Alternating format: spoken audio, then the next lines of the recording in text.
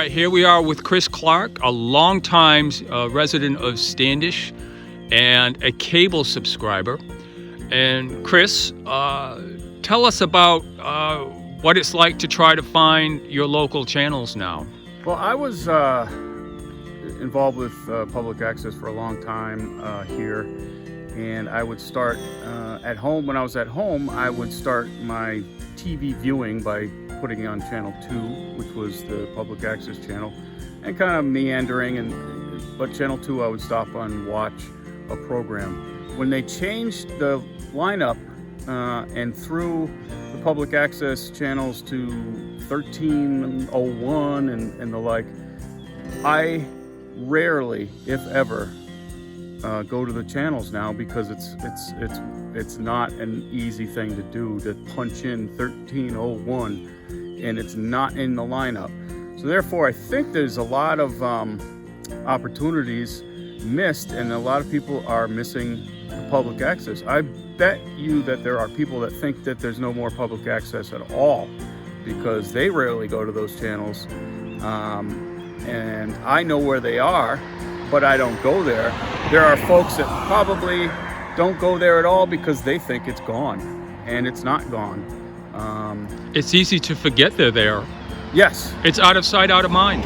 It is. It's out of sight, out of mind, and it's unfortunate because at a time when the cable companies are losing so many customers, so many people are cutting that cord. I still have the cord, I still have cable, but the prices keep rising. It's as if they're, forcing us out. It seems like they actually have a very strange business model that's designed to drive people away. I thought that the whole goal of capitalism was to win customers over and keep them, not just the opposite. It seems like those old supply and demand and the like ideals of the old business models are disappearing, and I don't know what they're thinking.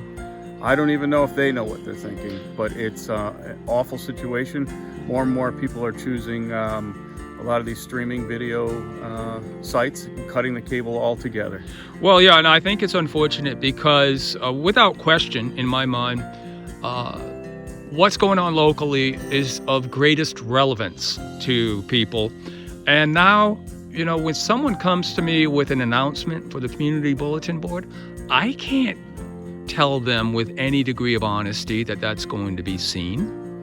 It's very unfortunate, and we took them to court over this.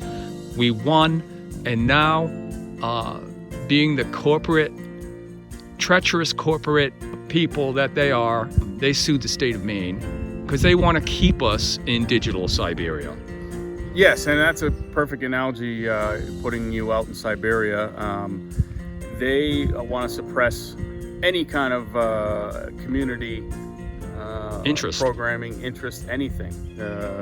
Whether or not they think it's subversive or not, it could be a show about two twin sisters making quilts.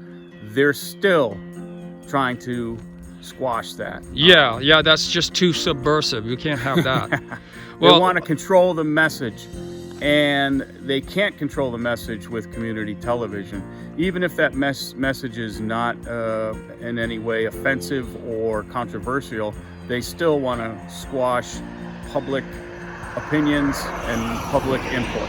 Oh, and they're being overt about it. They're actually now aggressively going after the franchise fees, which we count on to survive and provide folks with their meeting content and public access options and the education access channel too. It's all part of the trying to limit information. And in this day and age when there's so many outlets for information, they want to control the flow to those various outlets. And it's a shame because we lose big time in the end, and truth and ideas get propagated and get thrown out the window, and only their truth comes through. Yeah, and it's usually a very corporate-friendly truth, if you will. Yep.